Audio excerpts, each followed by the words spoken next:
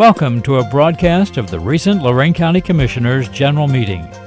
Unless otherwise announced, meetings are held Wednesday morning at the Administration Building, 226 Middle Avenue, 4th floor, downtown Elyria. These are public meetings and you are invited to attend. Agendas are posted prior to the meeting at www.loraincounty.us.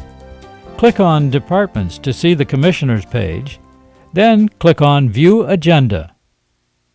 Can we all stand for the Pledge of Allegiance, please? I pledge allegiance to the flag of the United States of America and to the republic for which it stands, one nation, under God, indivisible, with liberty and justice for all. Good morning, everyone, and welcome to the February 22nd meeting of the Lorain County Board of Commissioners. Commissioner Kalo has our dog from the dog kennel, pound, or whatever we're going to call it here in the future. Come here. Come here. Here, take a look up here. Let them see you. Come on. Well, hello. Yeah. We have a female Siberian Husky this week. She's 2 years old. She was found on the west side of Elyria on High Street. She is absolutely a beautiful dog, great temperament. Going to make somebody a great pet. Look at her. Come here. Look at those eyes. Look at them eyes. That's what I was going to say. Look at them eyes. Hi there. She likes you. Oh, she wanted to give you a paw. King Corsi was, but stop by. She's available for adoption at 3 o'clock on Saturday. How many dogs do we have in the kennel now, Jack? 17. We have 17 other dogs available for adoption if she isn't what you're looking for. Come on.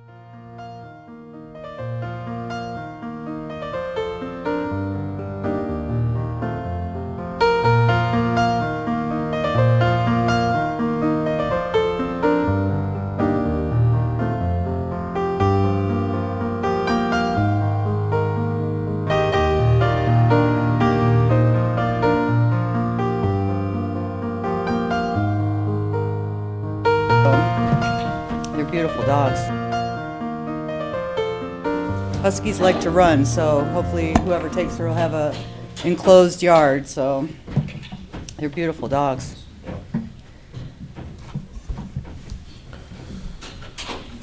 Madam Clerk? 11:15 we'll have a presentation from Chuck Stella at K911, and 11:30 Calvin Smith Builders LaGrange on the Huff and Puff building. Under resolutions, number 1, Job and Family Services bills. So moved. Second. Discussion. Ms. Kowski. Aye. Mr. Williams. Aye. Mr. Kalo. Aye. Investments. So moved. Second. Discussion. Ms. Kowski. Aye. Mr. Williams. Aye. Mr. Kalo. Aye. Appropriations. So moved.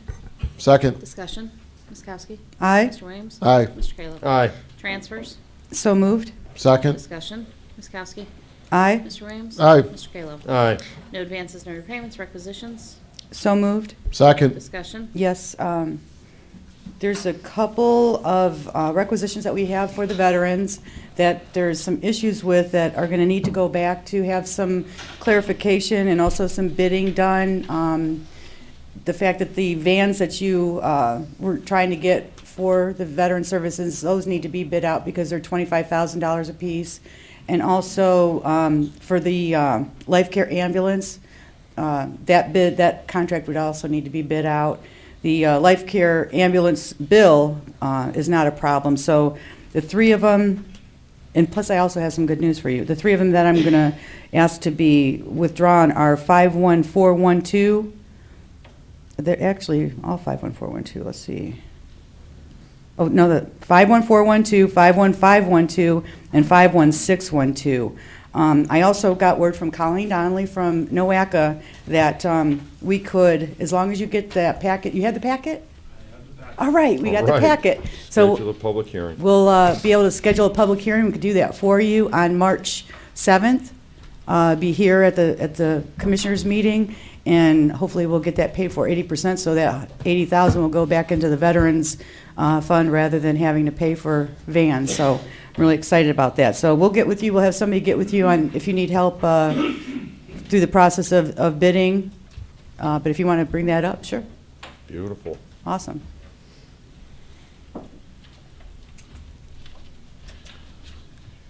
Good morning, Donald Bates. This is actually the application for it. What I've tabbed out is actually beyond my control because there has to be lawyers involved. So there's a lot of things in here that need to be taken care of because of signatures by your board or someone else that has the authority to make this purchase. Okay. To talk about, just want to talk about the two vans, DAV vans. Each one of those are under 25,000. I know, but we got a ruling from the prosecutor's office that because you're buying two at the same time, and that would be 50,000, over the $25,000 threshold, we have to get them bid out. You can't split it. Yeah. Okay, well, the total bill is under 50,000. Right, but you can't, right. It has to be under 25,000 Oh, 25,000. each one has to be under 20,000. No, the total has to be under 25,000. You Okay. can't split it to have a 24,998 and a 24,998. Right. Okay. Yeah, Well, so. that's not a problem. Okay. That will actually have to be pushed back until next year. The cutoff for the purchase of those two vehicles is April 2nd for this to Well, go there through. was, the problem with that was it looked like you were attempting to get a match from the DAV, some kind of funding from them, but the amount that you asked for was zero, so there really was not a benefit from getting that through the DAV, from what I could tell. Because we are because we're a public entity, we're not a chapter of the Disabled American Veterans, so this organization is not eligible to apply for a grant through the Disabled American Veterans. Oh. So you have to pay the full cost. So we could probably go through the state term, though, and find a like price, or Here- go out here's- for bid. Let me, Go ahead. and I agree with you. I can see what you're trying to do. Unfortunately, they're not what's considered a competitive procurement that we can ride on their pricing. Now, they were a government agency, and they went out with a sealed bid, and like the state does on state terms, but it could be the city of Lorain or anybody else that priced a similar vehicle, and they did it by competitive bidding. We could use their bid to purchase under. And hopefully, Mr. Prosecutor, you'll jump in if I say something inaccurate here. But because they're a nonprofit, and they didn't do a sealed bidding process, and what they did is they sourced from Ford on a price for veterans. I think it's a great program. I think they're working hard out there, but we're not allowed to accept it as a competitive procurement. Now, what I did tell the commission, I thought, and I don't have a ruling on this, is that if we were applying for grant and they were giving us some grant money to match the money, I don't think the competitive procurement issue would be there. Maybe. I'm just looking for a way of doing I have it. to look at it. But they're not, and we can't. According to Mr. Bates, we're not Yeah, it doesn't qualified look to like- get money from them. from the Right, DAV. so theoretically, what we were doing was just using their pricing, if I'm understanding it correctly? Correct. And then also, these two vehicles will not become the real property of Lorain County. Right. They become the property of the federal government. And all cost incurred into this facility, the vehicles, is covered by the VA, the Veterans Administration. The only cost that's to the county is to pay the driver to drive it. And that's a big plus, because last year, in that package I put in there was the cost of a little over $6,000 that the federal government paid to actually operate that vehicle. There was no cost to the county except for the driver itself. And we Do- were advised we'd have to do that by special resolution, correct, Jerry? Yeah, To give it over to the VA. we can't do that in a purchasing, under a purchase order. That would have to be done by resolution. Right, well, then that's going to be pulled completely, and I'll have to let the DAV know that this is not going to go through. Well, I don't think you have to wait till next year. Not, yeah, it's a once-a-year thing. Well, for them, but we should be able to get competitive pricing. If the state term comes out and it doesn't have a similar vehicle on it that you think you can use, we could do a sealed bid locally and competitively purchase it locally. So the vans are still not off the table.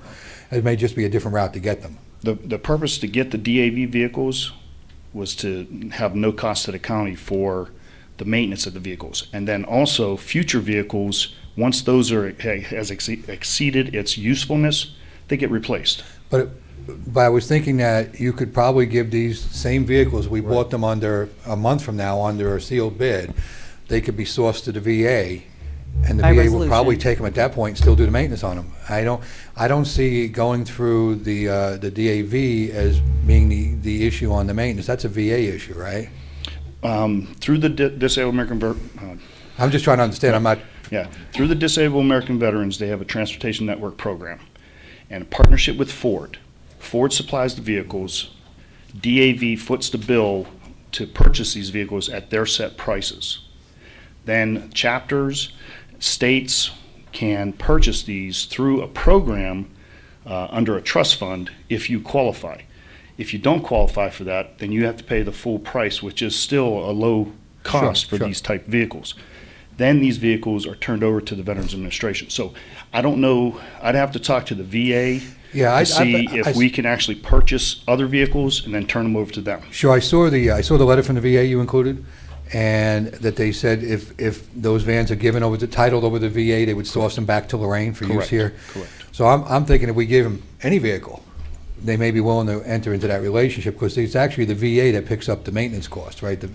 Exactly. There's Yeah. a federal credit card that comes with the vehicle. It's licensed, titled, insured, all by the VA. Like I said, this is a very good program, so that there's no cost to the county except for putting a driver in there to drive the veterans around. Does the, what, is it the vans or the buses that you're trying to get through NOACA? There's one bus that we're trying to get right now. Through NOACA? No. There's one that we're trying to get right now, just a straight-up bus, a 14-passenger bus. Right. This one is for another bus that has wheelchair capability. Because according to NOACA, you have to have 50% of your fleet being accessible for handicap. So those two vehicles, the bus that we're trying to get right now to replace the 2006 van, will be one vehicle to take care of all of our passengers that we have, and then this vehicle will be the other half with wheelchair. So you're getting 2 buses and 2 vans? Correct. 2 buses And you have 2 how many vehicles. drivers? Right now, we have 3, and we will be hiring additional part-time drivers to take care of these vehicles. The plan is to expand the transportation program for Lorain County because of the influx of veterans coming back, and also as of February 27th, the Parma outpatient clinic will be opened, and we're responsible to transport them to that facility because it's within our vision of our locale. We've been turning people away, so the expansion of our transportation network is needed for the veterans here in the county. Do you have CDL driver now? Or is it These going to take? these are all non-CDL Non-CDL vehicles. drivers? Correct. Okay. All right. As long as we keep it under 16 passengers, everything's non-CDL, and there cannot be air brakes. Okay.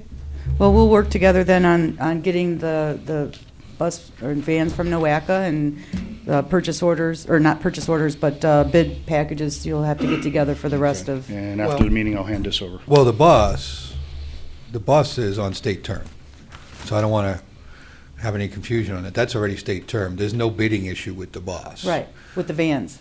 No, the bus. I know. I said the vans need to be Okay. bid, didn't I? Maybe. So do you want to move forward with getting the bus? Because he said he needs 50% of the transportation has to be handicapped. Right. In Without county- one bus, it But he wouldn't might be qualify. getting that from NOACA, correct? No, the second bus may, I thought I heard you say one bus from NOACA, a different bus. Right, correct. One bus from NOACA and one bus that is on the board right now wait. to replace the 2006 van that we have right now. There's going to be 2. But you didn't think you were going to get a bus from NOACA. That was off the table until today. Correct. So now you want 2 buses. We still wanted 2 buses. The thing was to have a bus this year and to put in for a bid for a bus next year. So we have 2 vehicles. And then when we went through the NOACA thing, the 50%, you have to have 50% of your fleet, which would be the 2 vehicles that we're requesting, one through the state purchase and one through NOACA, has to be handicap accessible. The one for the wheelchair accessibility, where would that be? That would be used going back and forth to the. Wade Park, Okay. Parma, and depending upon the need, we can take them to Lorain Outpatient Clinic. All right. Do you have any type of statistics showing what the ridership's going to be to these facilities or anything? I don't have that right in front of me. Right. I could have that in just a couple days. I'm actually working on the report to the state of Ohio on all of our transportation and also our funding. Would you be okay if we held this, all of them, at the same time, and then we could talk about that? I just want to get a better understanding to make sure that we're getting what you need, and That's not a I'm able problem. to communicate That's this not a out to the problem. public too.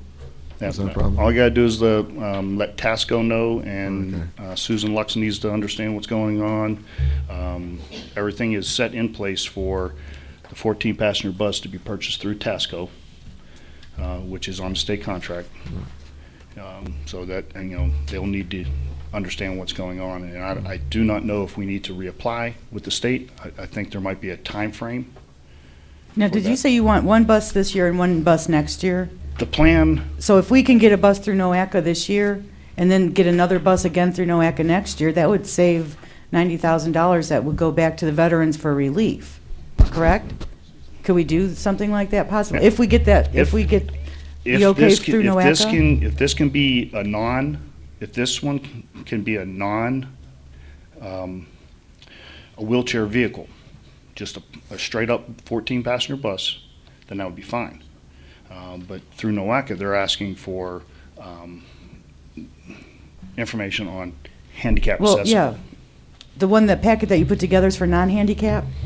The one that's sitting right here on your board is for able veterans to enter the vehicle. It's to replace the 2006 12-passenger van that has become a hindrance for our veterans to get into. Right. Because they have to climb back through the seats. Okay.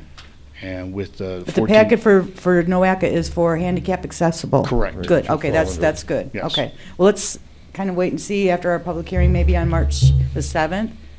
Well, I don't, all this depends upon whoever is going to finish this up. 'Cause I mean, Okay. there's a lot of things in here that need to be covered that is beyond my scope. Right. And also it has to be turned over to the lawyers. Prosecutor's for- office Right. for Correct. review Approve and the all that. form, Right. Okay, Right. that's good. Don, if you could wait till after the meeting, I do have some questions, and just want to run through a couple ideas with you as well. Sure thing. Okay, thank you. Thank you. Did we have a first and a haven't voted, second we with the, discussed With the whole Three. of those numbers, I Mhm. don't know what they were, the three, Yep. right? Anything further? Ms. Kowski? aye? Mr. Williams? Aye. Mr. Kayla? Question before you go to bills. Do we need a resolution now to advertise for the public hearing for March 7th for the veterans? Well, I would definitely Know what we're doing. do that now so that Right. Madam the Clerk 2-week could take care of notice. that for you. Can we please put that in the, We can do whatever you want. Thank to you. do. You're I just awesome. need information because I have none, so. Do we want to advertise Yes. public hearing Mhm. for vets? Transportation. Wanna make a motion? I so moved. We're making a motion to Oh. have a public hearing to advertise for it. Okay, yeah, second. Ms. Kowski? Aye, Mr. Williams? Aye, Mr. Kayla? Aye. Travel, so moved. second. discussion, Ms. Kowski? Aye, Mr. Williams? Aye. Mr. Kayla? Aye. Bills, so moved. Second. discussion, Ms. Kowski? Aye, Mr. Williams? Aye. Mr. Kayla? Aye. Under the Commissioners, authorize various personnel actions as indicated on the summaries for employees within jurisdiction of Lorain County Commissioners. Mr. Cortez? Thank you, Madam President. I do wish to discuss an issue of ongoing negotiations, specifically with regard to children's services. That's pretty much the only issue I have for personnel this morning. So it should be fairly brief. That topic's allowable under the Sunshine Law for executive session discussion, so I'd ask at the conclusion of our regular board meeting today, we go into executive session and have that talk. Thank you. Approve and waive the reading and Stanley County Commissioners meeting minutes of February 15, 2012. So moved. Second. Discussion, Ms. Kowski? Aye, Mr. Williams? Aye. Mr. Kayla? Aye. Award contract to Metro Computer Resources Amherst in the amount of $45,000 for services related to countywide computer maintenance. 2 bids were received on February 10th, this being the most responsive complying with specifications, and will be paid from contract services account effective retroactive February 1st, 2012 through January 31st, 2013. so moved. Second. Discussion. Ms. Kowski? Aye, Mr. Williams? Aye. Mr. Kayla? Aye. Under Community Development, approve semi-annual revolving loan fund report for period July 1st, 2011 through November 30th, 2011, as submitted by the department. so moved. Second. Discussion. Ms. Kowski? Aye, Mr. Williams? Aye. Mr. Kayla? Aye. Under Job and Family, approve a blanket resolution authorizing payment of mileage, parking, and tolls when emergency travel is required outside the county in the amount of $500 effective February 29, 2012 through February 28, 2015. So moved. Second. Discussion. Ms. Kowski. Aye. Mr. Williams. Aye. Mr. Kayla. Aye. Under solid waste, submit an application on behalf of Lorain County Resource Recovery Facility, Oberlin, to ODNR for a 2012 market development grant. They are requesting $250,000 to purchase new processing equipment for expanded building to accommodate a larger tipping floor. Total project cost is $8 million and expected to divert over 150,000 tons per year of generated waste, securing job retention for 42 current employees. So moved. Second. Mr. Bailey? Good morning, Commissioners. Good morning. Bring to you a third grant application. We got them with this one at the last minute, and I was trying to save one that was going upside down on us. We managed to save. And I turned this one over to Mike. So Mike's here to talk about this. The Growth Partnership works together All upstairs. right. So, Mike? Thank you. Good morning, Commissioners. The solid waste collection facility in Oberlin is looking to add some new equipment and greatly expand their recycling center. What's happened in Lorain County, from what I've been told, is Lorain County is one of the few counties that offer the curbside recycling in the automated pickup devices, where there's a separate container for recycling and a separate container for normal refuge that would go to the landfill. Because of that, their recycling capability has greatly increased, and they need to greatly expand that facility for future growth. And what this ODNR grant is for is to help buy some of the most sophisticated equipment so they can be more productive and safe. Okay. Awesome. Beautiful. And actually, the retention part's really important in regards to what we have to do with New Jobs Ohio. I'll talk about that in my report, but it's 42 retained jobs, which goes to our total if it comes through.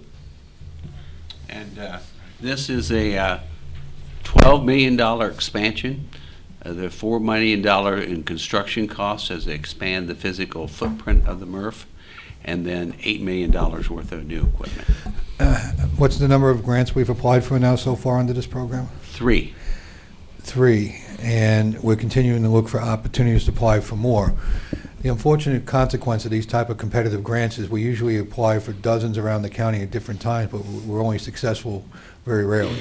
But we have to continue to apply ourselves and apply for these grants so that we may be able to be successful to bring something back to this community. How many do you think they're going to award under this funding? It depends on how much money's in the pot. We've heard a little less than $3 million in the pot this year, so we're probably looking at somewhere in the neighborhood of 12 to 16 awarded grants. So, that's not a lot of grants going out to the vast number of communities that are eligible to apply. But we continue to make that, we continue to pursue those opportunities, similar to workforce development grants, and we're sending them out all the time, and every once in a while we're able to get some funding. But this is part of the work that we need to be doing on the 5th floor through the Growth Partnership, and it's great to see these two fellows working together on this stuff. It's really come around to be a good team. Sure has. Great work. Thank you. Anything further? Ms. Kowski? Aye. Mr. Williams? Aye. Mr. Kayla? Aye. Adopt Lorain County Solid Waste Management District Plan. Mr. Bailey, did you want to talk about, Mr. Bailey? Yes. Did you want to talk about all the entities who have voted yes in favor of the solid waste management? You got a file? Okay. As of last night, we got Oberlin on board. It took a little bit of convincing. We are presently at a 75% approval rating on the new plan, which gives us about 230,000 residents that are represented by the votes from the political subdivisions. So that's very good. And we still will have more between now and March 2nd when the ratification meeting is held here on this floor as we ratify the plan to move it to the EPA for Good final job. approval. Lorraine unanimous the other night. Yep. Wonderful. So we made our goals, and we're a couple weeks ahead of time. So I think it's great. I'd like to make the motion to approve this. I spent 3 years working on this. Go for it, Mr. Kalo. Did you make the motion? Yes, I did. Oh, I'll second. Any further discussion? Mr. Kayla? Aye. Ms. Kowski? Aye. Mr. Williams? Aye. I appreciate Keith. you stepping up and taking care of this outrageous management plan, because it's difficult. You know, when you become president of the board, that's when you sit on that policy committee. And changing year to year, you don't really get a full grasp of what's going on. So having someone there like you did for a few years in a row, I think really benefited everybody as a whole. Well, So, it's like you on the 911 committee, same Right, thing. You yeah. Consistency. yep. That's why I'm against term limits. Hey, you don't get term limited here, so. I know that. Thank you. Thanks. Under the engineer, advertised for bids for sign materials for Highway Department. Notice to be in the Chronicle on February 24th and March 2nd, open at 2 p.m. on March 13th. So moved. Second. Discussion. Ms. Kowski? Aye. Mr. Williams? Aye. Mr. Kayla? Aye. Advertised for bids for Oberlin Road resurfacing project in Amherst, New Russia Township. Notice to be in the Journal on February 24th, March 2nd, and 9th, and open at 2 p.m. on March 20th. So moved. Second. Discussion. Ms. Kowski? Aye. Mr. Williams? Aye. Mr. Kayla? Aye. Certify the annual county highway system mileage in accordance with the Ohio Revised Code, Section 4501.04 for 2011. Mileage for 2010 was 269.698 miles. So moved. Second. Discussion. Ms. Kowski? Aye. Mr. Williams? Aye. Mr. Kayla? Aye. Authorize engineer to administrator safe routes to school project for Leary Township for design and construction of sidewalks along Lake Avenue and Adelbert Street. This project was 100% federal funds. So moved. Second. Discussion. Ms. Kowski? Aye. Mr. Williams? Aye. Mr. Kayla? Aye. Under TB, transfer the following equipment to Mercy Hospital, Lorain, for operation of the clinic. One, a Pulmo Aid nebulizer, Clay Adams compact centrifuge, Detecto stand-up height and weight scales, UV lights with 4 replacement bulbs, 12-drawer card file filled with current patient records, 7-drawer microfilm file cabinets filled with current patient records, all x-rays and active patient folders. So moved. Second. Discussion. Yeah, if we could, before Jim takes, I did have the opportunity to speak with Rick Sabat the other day, and they're ready to rock and roll, he said. Things have gone good. I want to thank Ms. Manning out at the TB Clinic. She has done a spectacular job at working with Mercy to get these things properly prepared. There's been a couple of hiccups along the way. I also want to thank Madam Clerk for going out and working on the records out at the TB Clinic. With regards to that, you were out there Friday, understanding there's some other issues that you're working with regard to specifically retention of their records and storage of their records. So it's been a real team working. Mercy's clinic will be located at 1800 Livingston Avenue in Suite 101 in Lorain. They will be doing a public information release and doing some advertising and getting the word out in the medical community where they are. All of the recipients of care or that are current and active have been notified and are already making the transition to Mercy. This is some of the equipment that we have that we don't need that will continue to foster these services being provided in the community. March 1st will be the go date, and it's still a really good target. And I too had a very lengthy conversation with Rick late last week, and I'm comfortable that they're prepared to move forward as agreed. And we'll see some serious reductions in overall cost while I believe maintaining a comparable level of service in the community. Thank you. Anything further? Ms. Kowski? Aye. Mr. Williams? Aye. Mr. Kayla? Aye. Do you want to do your presentation? Yes. Mr. Chuck Stella, Elite K911.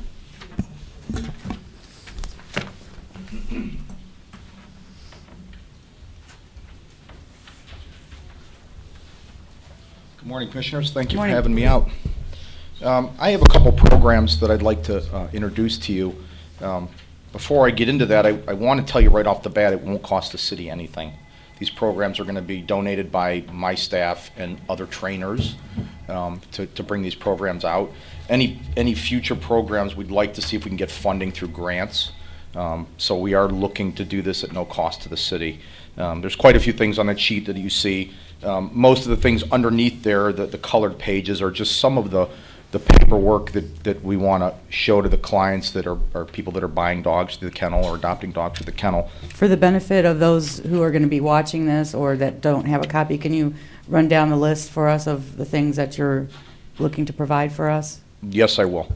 The programs for Lorain County that I want to do that are going to be of no charge would be the bi-monthly training classes. It applies to all dogs that are adopted through Lorain County.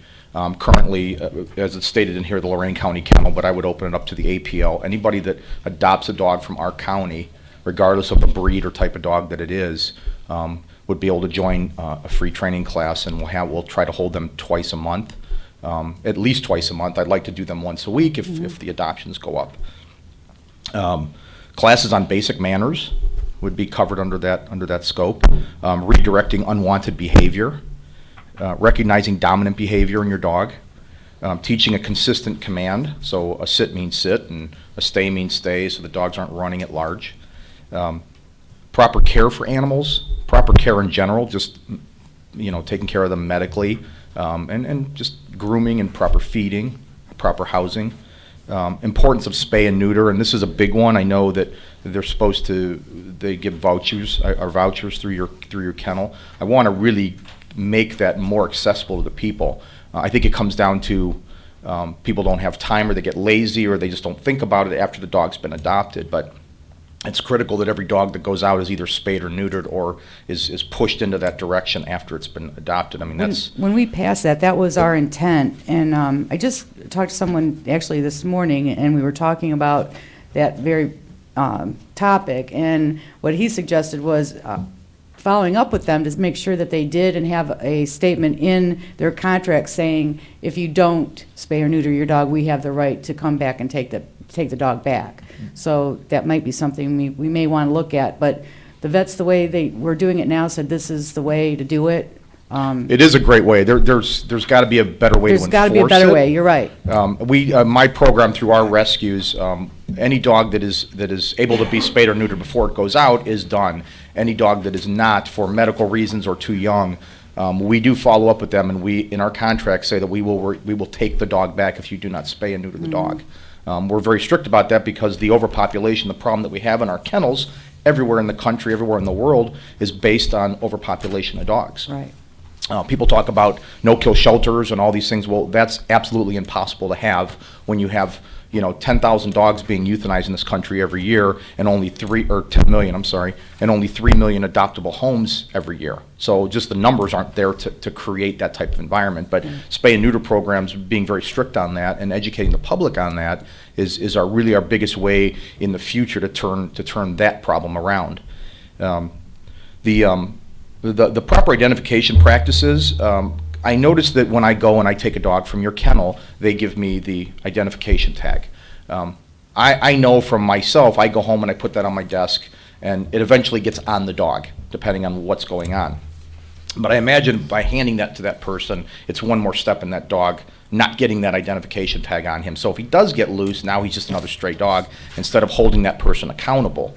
So I would like to, and I can do this through funding through one of our rescues, is get enough collars on a monthly basis to make sure that any dog leaving the kennel has a collar on it with the tag attached to it. It's one more step in keeping that dog at least accounted for.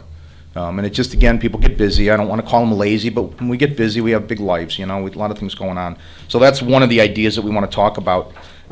Also, the bite awareness program, which is a real big thing for me. Again, this would not cost the schools anything. We are working on grants for this.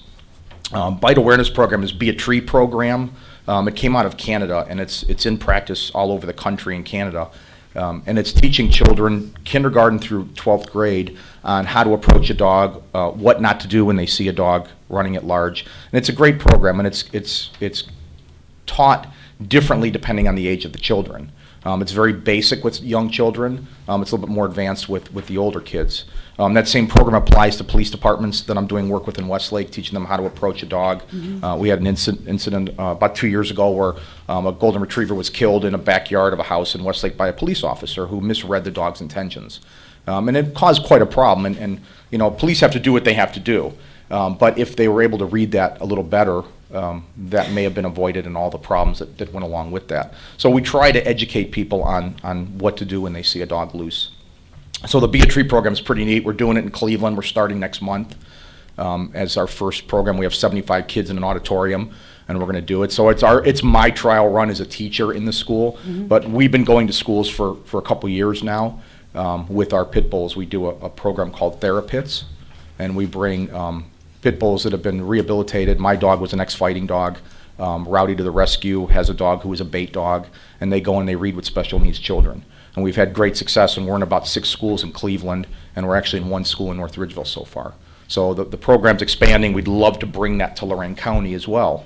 Dogs have a real therapeutic, use. We know that from nursing homes. Mm-hmm. We like to bring it into schools as well. The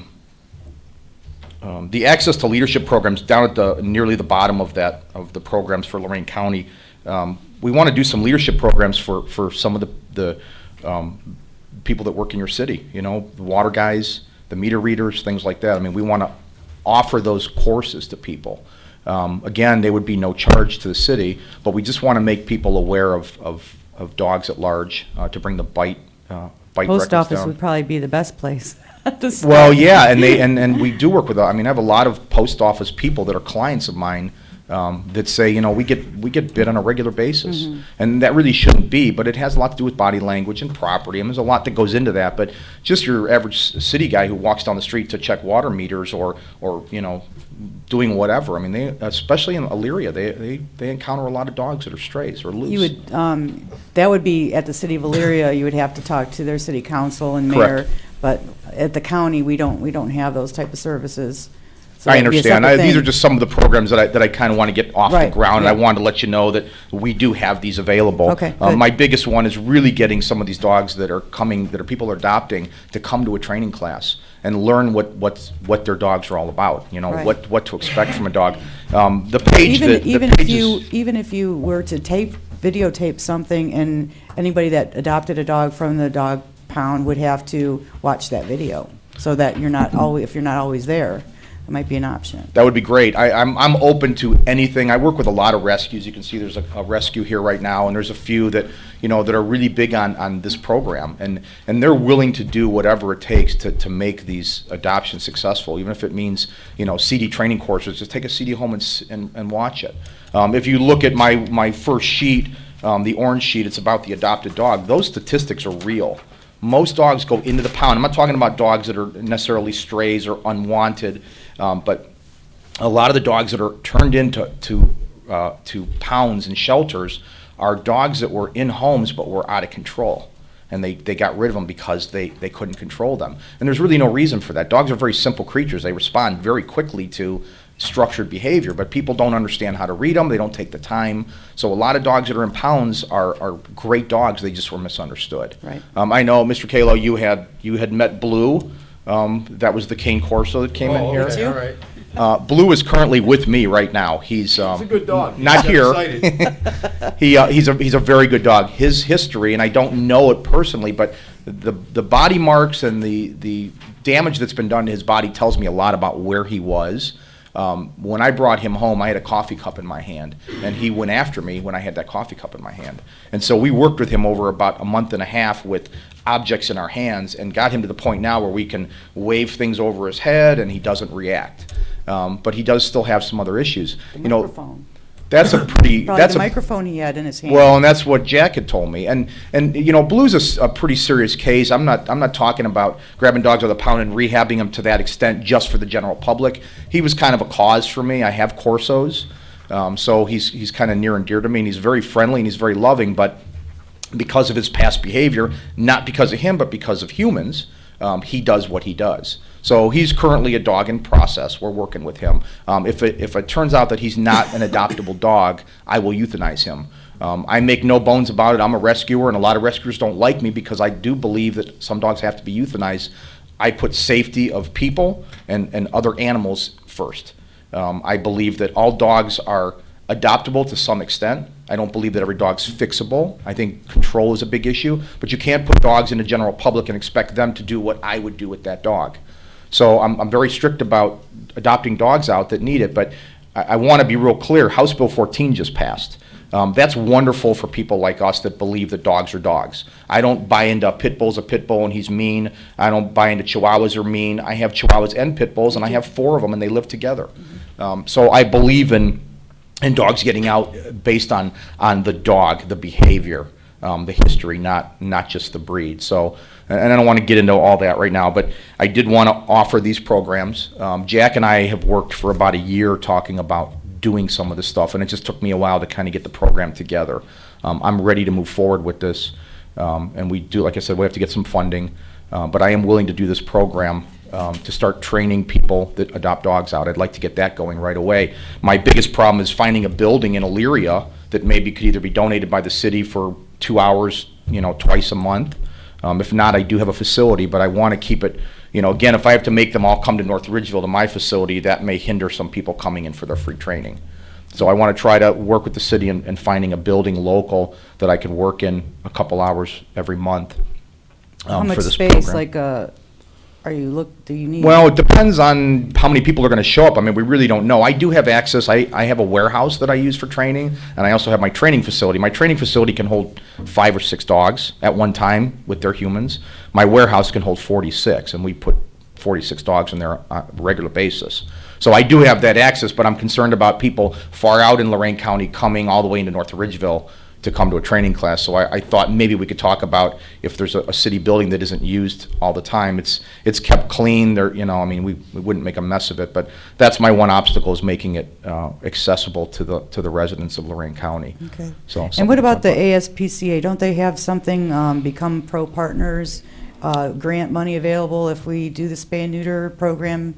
I do believe so. There's quite a few grants out there. I do have some college kids working on grants for us because I'm part of a group. The Therapists program is run by Rowdy to the Rescue, which is a rescue program, and he's pretty good with the grant writing, and he's been following up on a lot of stuff. So we are trying to find out. I would love to get a program together where vets would offer a half a day of their services to neuter dogs. I mean, these neuter clinics are moving, 60 dogs through their clinic in a day, spay and neuters. And I know that's mass production, but I'd rather have mass production on my dog than not. Nothing, yeah. So, Okay. There's a lot of things that we can do, and I'd like to meet with them. And as the program gets off the ground, I'd like to try to, put that stuff together. But we do have people in place to start writing grants and seeing what we can get. Good. Okay? Appreciate the fact that you want to help us and look forward to working with you. Very good. Okay? Thank you so much. Thank you. Thank you. You guys have any questions? Well, if we can get it electronically, we can put this information on the website, if you'd like to do that. Yeah. Do you have this electronically that you can email to us? Yes, ma'am. Okay. Okay. I'll give you after the meeting where Yeah. you can email. We're almost finished. Did you hear, I said we could put it on the website. Are you okay with putting that information on our website? Oh, absolutely. Okay. Yes, sir. All right. Okay. Thank you. Next is Calvin Smith. Kelvin emailed me the other day about an interesting concept of housing material that he's using. So I thought you might want to share it since we're into recycling, and that's what he's doing. So, Good morning. morning. I know a lot of you guys, so. My name's Calvin Smith. I'm a builder. This is my 30th year in Lorain County. And I've been involved with a project in Akron that I find absolutely amazing. And it's one of the redevelopment districts. They went in about 5.4 acres and tore down all of the dilapidated houses, come in and they put all new infrastructure in, sewers, storm sewers, gas, water. They left the electric and sold the lots to the public, not to any builders, for $1 a square foot.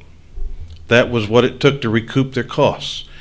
So these beautiful lots on the Ohio Area Canal and the towpath are $14,000 a piece. Absolutely amazing. So they set some criteria for some energy deed restrictions, if you will, and they had to be EPA-rated Energy Star homes, basically through the Ohio Edison program. And in doing so, they had a lot of grant money from, I'm not exactly sure, but I do have their plan. Right here is the entire plan that they put this whole development together with. And they are offering anywhere between $10,000 and $25,000 back to the owner, depending on the HERS rating, which is the home energy rating system. And the lower you get, the better the number, the higher the money they give you back. So basically, the 2 houses that I'm building there got their lots for free. I'm building 2 straw houses. And unlike conventional houses, straw houses are basically, and most of the time are a pole building with a bale of straw, and they mud the outside and mud the inside, and they got an R26 wall. Well, I built a conventional house and used a lot of different insulations plus bales of straw, and I've got over an R60 in my wall. I've got an R60 in my attic, and I also have an R42 in my basement wall. My total heating and air conditioning budget for this home, now it's only about 1,750 square feet, it's less than $250 a year. Wow. Now, and it's 100% green. Everything we've used in the house, there's nothing bigger than a 2x6. And there is no plywood, it's all oriented strand board and such, and man-made materials. But it's 100% green. We're even putting in cisterns to recycle the stormwater for non-potable use. And we make sure that the lumber comes from sustainable factories that have an 8.0 rating or better. And my point is, the city of Akron put this subdivision in, and all recycled lots, and there's $300,000 and $400,000 houses in there now, and it used to be the slums. My thought was, why couldn't we in Lorain County do that in a county? Why does it have to be a city? Only my thought line was a little different. I say we go with the high energy efficient homes, which is back through Ohio Edison, and not only the high energy, but the green criteria, 100% recycled everything right down to the mulch. And we may have somebody like a co-sponsor such as Allied Waste and Ohio Energy and partners with people. And by the way, there is money available to do this. In Ohio Revised Code, in section 725, chapter 725 at 5709.41, allows a redevelopment tax to be issued. And it's similar to the brownfields, that legislation from 10 years ago, where the legislature put $200 million to purchase development rights, which we, the builders, fought. Sorry.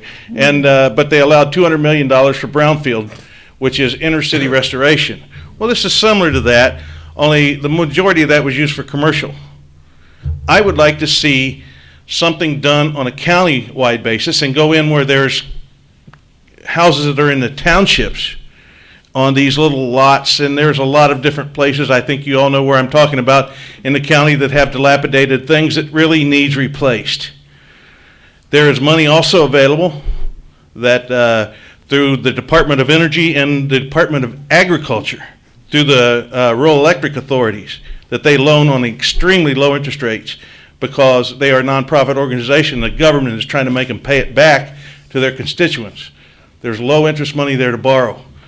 Bottom line is, I figured it out. If you took a 5-acre parcel, and if you paid $20,000 an acre for the land, and you put $250 a foot streets in, you get 12 lots off of it, you would have to charge $17,640 to 100% break even. But out of that, that means that basically there's no money out of pocket. Now my idea is we require all those things, but I do one side of the street, we do one side of the street with solar panels, which is a collective solar that uses the electric, and whatever's left over they sell back to the utility company and or to the county. And the other side of the street we use wind power. And we will become the example nationally. And whichever one is the most energy efficient, go with that one. Because you now have criteria to measure the two, the difference between the two. But not only that, I would like to see common areas for gardens, common areas for the concrete cisterns that would make non-potable water available, and for compost piles, that type of thing, and the green the green movement is never going to go away. And we know that this high energy efficient, listen, when you can get a 2,000 square foot house and you can heat and cool it for under $300 a year, it's worth investigating. Oh, yeah. We will draw people from everywhere. Not only that, I think it would bring some serious notoriety to our home. That is, if we want that. And I think we do. I would like to be known as the one on the forefront of good development and smart development, rather than going back and doing another Eaton Estates like they did back in the 40s and early 50s, and which happens to be Lorco over there right now, doesn't it? But No, that's us. who is that? That's the county. The county? We have our own plant out at Eaton. Okay, good. Well, anyway, I'm just saying that I think that there is endless possibility here. It doesn't have to all be straw houses. We can get the Energy Star rating for half the money of what I did these straw houses for. But by the way, those straw houses, we are open this coming Saturday and Sunday all day, that we're going to be actually throwing the mud on the wall. And it has to be put on by hand, and then the second coat's troweled down with a trowel. And it is absolutely wonderful to do. And so if anybody wanted to see any of that stuff, I have the example up. And and you could also see what the city of Akron has done in this dilapidated neighborhood. Is absolutely fascinating. What's the address? 181 North Maple Street, Akron. Okay. There's 4 Maple Streets in Akron. Oh. North Maple Street is not on your GPS because it's not old enough to have been put on the maps. So It's off of Hickory. It's only 2 blocks from downtown, right on the canal, and pretty neat stuff. Mm-hmm. I appreciate it. Go ahead. Is the Akron BIA involved in this project, Calvin? No, they are not. But Carmine Torrio, who is the executive officer there, was out at I gave a seminar last Saturday, and Carmine and some of the Akron builders were there and sat in on the seminars. And my seminar basically was on energy efficient, Energy Star homes and the methods. I built a mock wall, and we had a tent set up and food, but we had a complete display set up in all of these Akron builders, and Carmine came there and they were blown away. They had never seen anything like this. And if I can just say one thing that we did do that is totally amazing, on code, when you do a blower door test on a house, they put this blower on a door, seal up everything in the house, and they suck out the air. And the pressurization will equal approximately a 20-mile-an-hour wind on the outside. It's called pascals. And Mr. Challender can probably do this a whole lot better than I can. But code will be somewhere around 4,000 to 5,000 cubic feet per minute. And that's code. My house tested before drywall at 450. Wow. 10 times better than code requires. How's Carmine doing, by the way? I haven't seen him in... Carmine's doing great. He's getting old, like the rest of us do. I mean, I've always been in the green flooring part of it. I started that many years ago, so I understand where you're coming from. This might be an initiative the North Coast BIA might be interested in. well, I would, but I'm going to be honest with you. As you know, I've been a staple in the Lorain County BIA forever. And I don't have anything against the BIA, but their qualifications for green builders is way too lax for me. Is it?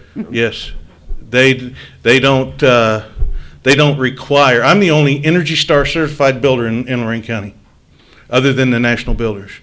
Now there's a lot of NAHB certified green builders, but they use oak trim. You can't do that in a greenhouse. There's a lot of criteria. We have passive solar gain we take into consideration. There's a lot of the direction of the house, the trees that's on the lots, all that stuff is taken into consideration in the houses that I do. And I'm working with Joe Ferret, and I'm sure a lot of you know Joe. Joe's a professor full-time now at Kent State University of Architecture. And he's forgot more than I'll ever know about this, but it, honest to God, is something that we need to consider. Not just about the energy efficient houses. I'm talking about, got to get the subdivision first. And if that's something, and by the way, some of these people have subbed this out to a redevelopment corporation instead of the county doing it themselves.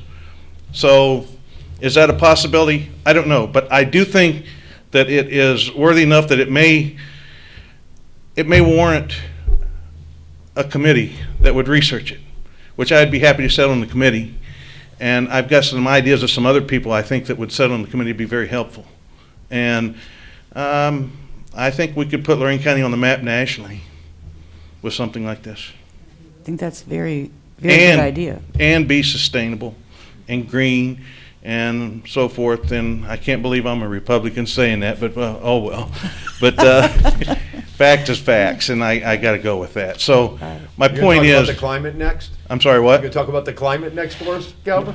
That I can do if you want me to. But I appreciate you coming up and telling us about your project. It's very exciting, and maybe that is something we could do in Lorain County, hopefully in the near future. okay, I will, before I leave, I will give you my outline of what I just said. Sure. And a copy of the Akron guidelines. Great. Thank you. Thank you. Thank you. Mr. Cordes, County Administrator? Thank you, Madam Clerk. Commissioners, I'm sure I know the answer to this, but I just want to bring it up. Issue 15 coming up in March, JVS levy. We were in support of it the last time. I will prepare a letter of support for distribution to the local media if the board agrees to that, and I would like to, put a plug in for JVS. It's issue 15. It's important. They're a valued partner, not only with the Lorain County Growth Partnership, but also in workforce development. And I think it's imperative that we support making sure that they're properly funded so they can continue to provide those services in our community. Without a doubt, please. Yeah. And that concludes anything I have this morning. Thank you. Mr. Ennis, Assistant County Prosecutor. I have no report this morning, Commissioners. Commissioners report. Last week I had mentioned about possibly changing the name of the dog kennel to the dog pound, and I had a lot of emails regarding that issue. A lot of people feel using the word pound is going backwards and it's a harsh term, and I do agree with that, but I do also want the dog pound or the dog kennel to state what we do there. So I'm kind of leaning towards something like Lorain County Stray Dog Shelter or something on that line.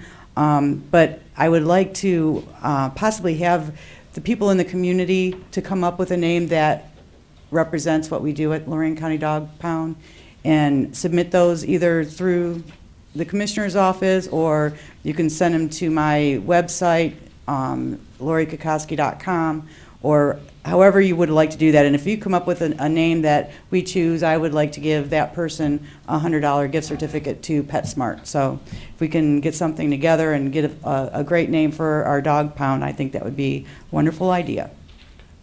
So I look forward to the names that you submit to me. Thank you. I have a question on Yes. that. What's the cost going to be? Well, I don't know exactly what the cost would be. I'm not sure how much, stationery and things like that, but I do give 10% of my pay to the dog pound every month, which is like $400 some. So I could ask Jack to allocate that money towards whatever it costs to make those improvements or changes. Is that okay with the board? Whatever you like to do, Commissioner. Yeah. My concern is just the cost on it. If you're looking at, I got hit with the emails too. Yeah, I did too. Me too. Well, I think letterhead. I don't think they did bring out a lot of good points. If you're changing the signs, are you going to do a use up go to type of mentality? I'm sorry, that's factory, but are we going to just use the letterhead? Use the letterhead up until we need to buy new. That's the way I would proceed with it. It's more about when people, in the phone book, which doesn't cost anything. I think people need to know what we do there. They need to know that this is a place to go when they're thinking about adopting a dog, or, we're not the APL. A lot of people think we're the APL, and we're not. There's 2 places to go if you want to save a dog from euthanization, so. Okay. Mr. Kalo? That's it? You're not going to talk about everything we did last Oh, week? gosh, it's, Okay, I'll be do here it. for another half an hour. Well, we had the St. Joe's Veterans issue, pretty good meeting. Some discussions came up, like to thank the Veteran Service Commissioners and the Board of Commissioners and the City of Lorain and ORG and everybody who attended. We'll get that moving forward, and I'd like to thank the Township Association. They had great candidates tonight, had all of us there. I'm trying to see who's all here, other than Neil and Barry attended, but they did a great job with that. I was in Columbus on Friday, our County Commissioners Association monthly board meeting. The presenter at this meeting was Rick Fredericks, who's in charge of our new workforce development for Ohio, called the Office of Workforce Transformation. And you can jump in anytime you'd like, Mr. Cordes, because we've had dialogue on the Office of Workforce Transformation. What I did learn is Mr. Fredericks is a very nice guy. He didn't know anything about workforce when he was hired to run this department, and that was on purpose. He's in there to manage. They are trying to streamline our workforce, but there are some issues as to losing some local control and direction on how we're going to operate that workforce. So if you'd like to chime in, Mr. Cordes. Well, I think some kind of clearinghouse is necessary. There are so many workforce development programs scattered throughout the state and they're so varied, and there's no clearinghouse for those type of services, and it's become confusing to businesses on how to access programming, and then some programming varies from community to community on how it's actually applied at the local level. So some of those programs need to be brought under a centralized authority so that we have constant application across certain barriers, like county lines, or with us it'd be county lines, but some WIB boards work in a region and cover several counties. But other programming, from a concern at the local level, is that some of the ones that have a local flavor that meet the needs of workers, dislocated workers and adult workers that need to re-enter the workplace, we need to keep those decisions local and specific to our problems here in Lorain County and the difficulties being experienced by the taxpayers here in Lorain County. So I'm concerned that we don't develop a one-glove-fits-all scenario with regard to all programming, but those that help businesses continue with retention and expansion needs, I think, do need a more centralized look. So hopefully they'll balance this, and we'll have the best of both worlds. But we're keeping an eye on it because there is concerns that they're going to collapse that into a handful of centralized boards, and we're concerned that we may end up getting pulled in with counties east. That their problems are more unique to themselves rather than what's going on in Lorain County. So we're on top of that, but I appreciate you bringing it up. It is something that we need to take a strong stand on so that we don't lose our local programming with regard to the services delivered to our residents here in Lorain County. Thank you. You got more intimate knowledge of it, but yeah, there was a lot of discussions among the commissioners. Also, got the opportunity to represent the board at the Living History Night for the Lorain NAACP and give Bill Locke his proclamation. He's done a great job over the years. Former Army veteran, as I spoke, I said it was worse than being in the Army. He did 3 tours with the Community Action Agency, so they got a kick out of that. Congratulations to the Kokoski family. Great Punchki ball as always. They brought in highest ranking Polish diplomat in the country, and Marcy Captor is a special guest. It was a sold out affair, and again, a great job, and small local business has really done well. Also on Tuesday, as a member of the executive board of Team Lorain County, we had a meeting with Erie and Huron County, our partners as a sub-regional part of the New Jobs Ohio, with the governor's mandate coming through Team NEO. And we believe we've worked out a plan that'll go to our board for action at the next meeting to work cooperatively with us handling the agreement from the state. So it was a busy week with more to come. Into my report, Mr. Williams. Yeah, we had St. Joe's. I see Mike's here. He sits on the South Shore board. Newspaper, Lorain City Council, Dan Given was looking at possibly having an audit done if South Shore was open to that. I made contact with the state auditor's rep. They're interested in doing that. I know the board at last week said that they were, there's two different things. I want to get this cleared up.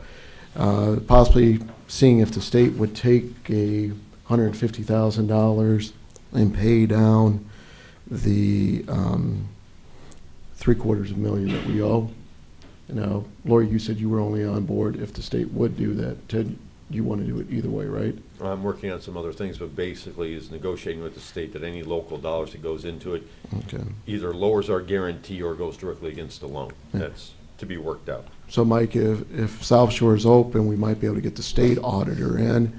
I think that would help those ideas to possibly pay down that note if the auditor's office actually does an audit on South Shore. So if you could let me know, I can put you in contact with the person and we can figure out the cost on that. So, and supposed to be getting information back later this week about another performance audit in Lorain County. So I will forward that information to the board as soon as I get it. But it looks County like department or another one in the county? the one in the county. Because I know O'Leary is asking for one too. I saw in the Right, paper. that was in there. Yeah, Michelle Stye was at that meeting last night. Oh, She okay. called me. Looks like the auditor is going to approve us for the performance audit that we applied for last year. Supposed to get State auditor? State auditor. So we should get confirmation of that next week. And I'm sure there's some things I'm forgetting, but I'll go ahead and end it right now. Okay. Board correspondence? I move the reading be waived. I second. Discussion? Ms. Kowski? Aye. Mr. Williams? Aye. Mr. Kayla? Aye. Public comment?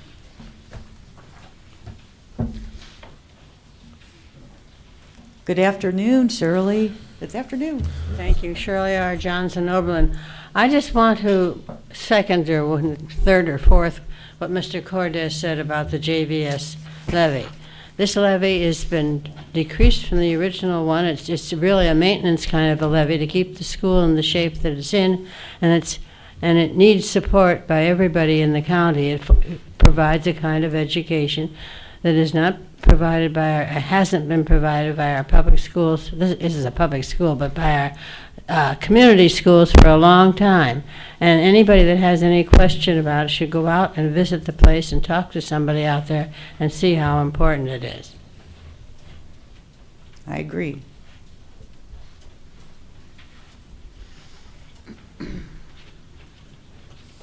Good afternoon, Commissioners. David Ashenhurst, Oberlin. I just wanted to say a couple of things about the presentation we just heard on green building. First, come to Oberlin anytime you want. We had our first straw bale construction activity out at the George Jones farm about 5 years ago. So this has all been churning in Oberlin in a lot of places, and of course municipalities have a different structure of doing redevelopment and things like that, but this is certainly a topic that's often discussed down there. Two other things about it though. Please, if there's a website for that Akron plan, would you communicate where somebody hearing your remarks on when this is rebroadcast, so that Hal has a web address where they can find that Akron plan, because I think that's pretty interesting and I'm going to want it. And the other thing I would recommend is that you guys make a referral to the Lorain County Planning Commission, which I have attended meetings and don't have all that much to do anymore. I mean, they review zoning cases and everything else. Years ago, the Planning Commission, in the 70s, when they were doing subdivision plans and stuff, seemed to have a lot more energy. And it seems to me that's the place where a topic like this really should be discussed if the county wants to talk about it on, in lands in areas that the Planning Commission of Lorain County, as opposed to the Planning Commission of any municipality, has jurisdiction. Our Planning Commission in Oberlin has had presentations like this over the years, and I think they're very useful in sort of the community consciousness, and so I just would recommend that they hear this presentation as well. Thank you. Yeah, we're going to have a neighborhood stabilization issues in the county that should be getting some funding. And between that and land banking with the cities, that might be something we could look at in the future. Well, we have the neighborhood stabilization funding. Right. What we're hoping to get is a chunk of that foreclosure settlement that has been placed, I believe, with, is it the Attorney General's office? General DeWine has it right. They're talking about $75 million and a portion of that coming back to all the communities who have land banks. But I also understand they made a huge commitment out of that to Cuyahoga already. So I don't know. Is that because they have their land bank set up already? Well, And also need and everything else. But we need to move forward on the land bank. Yes, we do, and we need to. We're waiting on the outcome from a couple of our communities because it's more important that the cities cooperate on the land bank. We don't have as great a need in the unincorporated areas. Right, but it has to go through the county. It does. That's correct. Anybody else wishing to address the board?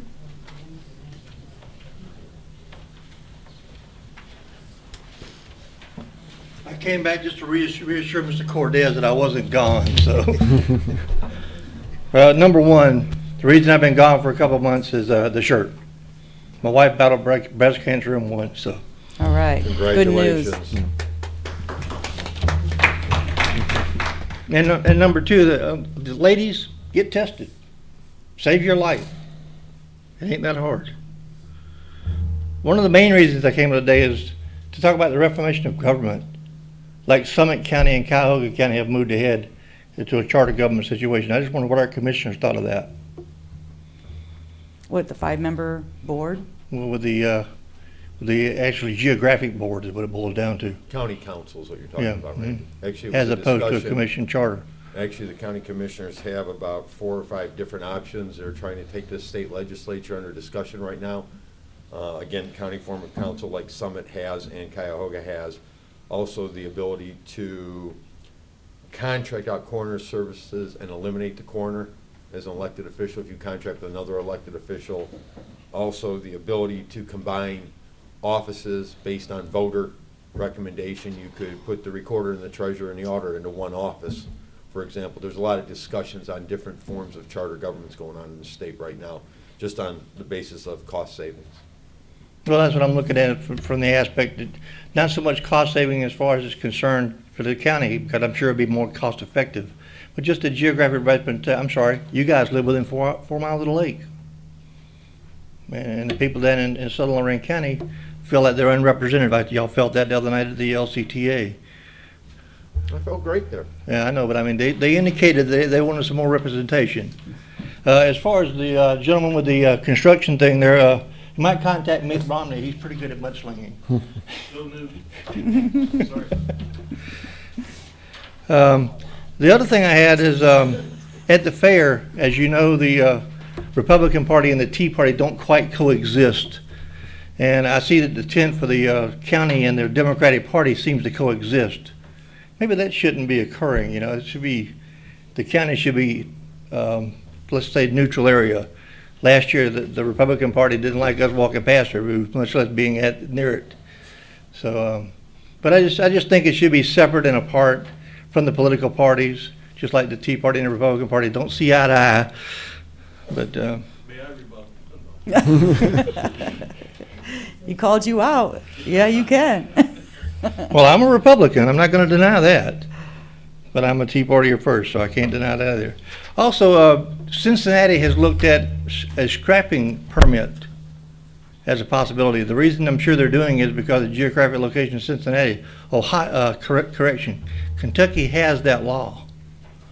And of course, the very personnel are coming across the river and selling their scrap in Cincinnati to avoid the law. So I just think that should be something we look at. What I look at is the nefarious people that bring copper to these scrap dealers. The scrap dealers don't care where it comes from. And those people who got it where we know they're getting it from in a deconstruction of a house that didn't plan on it. I don't know if that's a county issue or if that's a municipality issue or where the. Well, I think the county. I think the county should be the governing authority because most of the scrap yards are not located in the cities or in the county. They're located all over the place. and one regulation would state- cover all. The state would have The state to, requires all the requirements to take who you take the scrap Well, from. but Cincinnati is identification. considering it now, and they're gonna make it countywide, because Cincinnati actually covers 2 counties. Cincinnati was in 2 counties, but Cincinnati's not a county, they're Hamilton Right. County. Like Columbus is in 4 counties now, I exactly. think, so. And that's what they're looking at. They're looking, if they do it in the Cincinnati municipality, then the counties are gonna have to follow along with it as well. And with the state of Kentucky, right across the river from them, obviously they got a problem. But I mean, I think Lorain County ought to step out there first. I mean, I think it'll do something for crime, because if you, at least copper. I mean, copper's the big item. If you just license them for copper, that would take care of it, I think. That's all I got to cover. thank you. We're very glad that your wife survived breast cancer. Anyone else? Yeah, well, it is interesting. We could move the solid waste in with Republic, which would be no charge for them, get a smaller tent and, make me a little bit more comfortable and move the county tent away from the, We can't pay for it then, talk about general fund. Currently, we use solid waste dollars in our promotional stuff to pay for the tent out there. I thought we were going to invite the township to come into our tent, instead of just us going into it. It's a new one on me, but Well, I certainly could do something. We talked about it at the Township Association Candidates Night, about inviting, because they were debating whether they were going to continue to have a tent at the fair, so Think it'd be fun? discussions were going around about having the township in our tent with us, which I think would be a good idea. It reminds me of the old TP comment by Lyndon Johnson, but I'll save that for another day. So I would definitely love to put them in our tent. Did you have something, ma'am? Come on up. Just, all you have to do is state your name and tell us My what. name is Nancy Benevento from Island Safe Harbor Animal Sanctuary.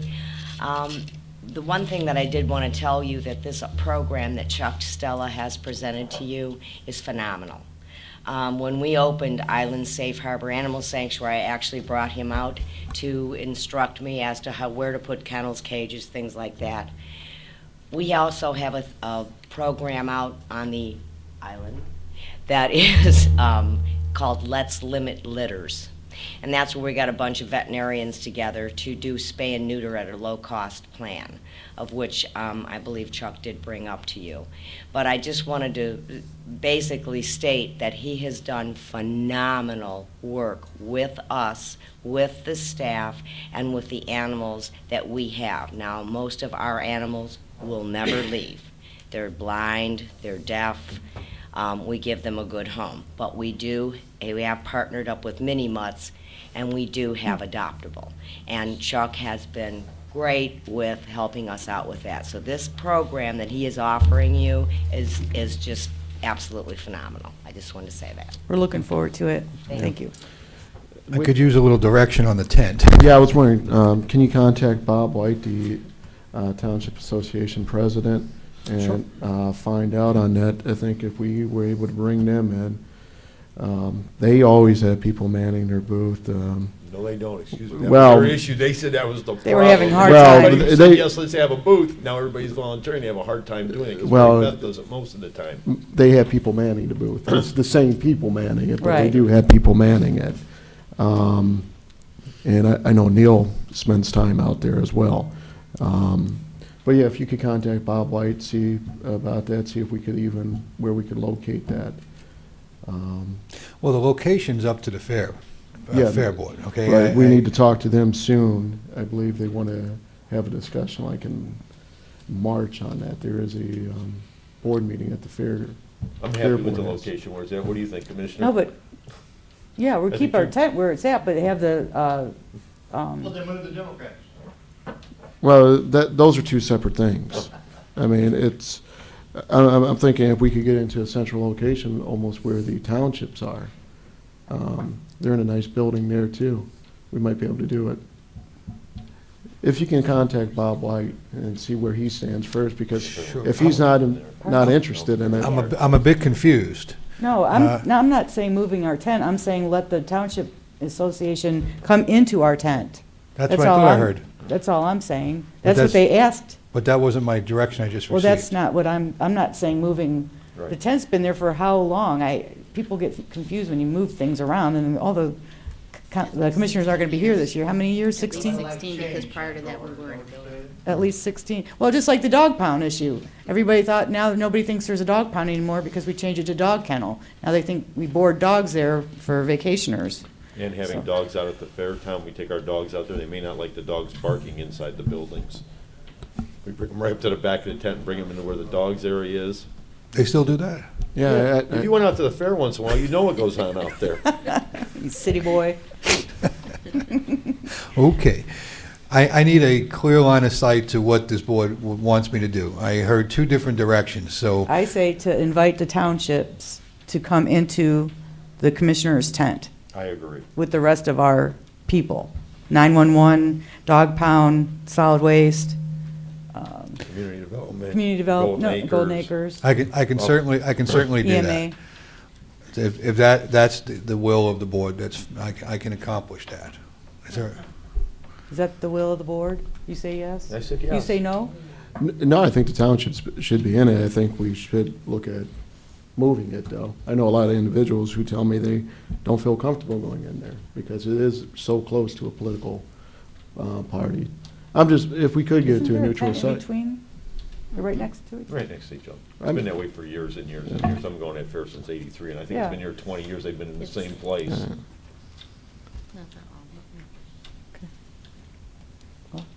You got two. I understand. Okay. All right. Anybody else? If not, I move we go into executive session as outlined by the administrator. Second. Ms. Kowski? Aye. Mr. Williams? Aye. Mr. Kayla? Aye. This has been a broadcast of the recent Lorain County Commissioners' General Meeting. Unless otherwise announced, meetings are held Wednesday morning at 9:30 at the Administration Building, 226 Middle Avenue, 4th floor, downtown Elyria. These are public meetings, and you are invited to attend. Agendas are posted prior to the meeting at www.loraincounty.us. Click on Departments to see the Commissioners page, then click on View Agenda for a printable copy of the agenda.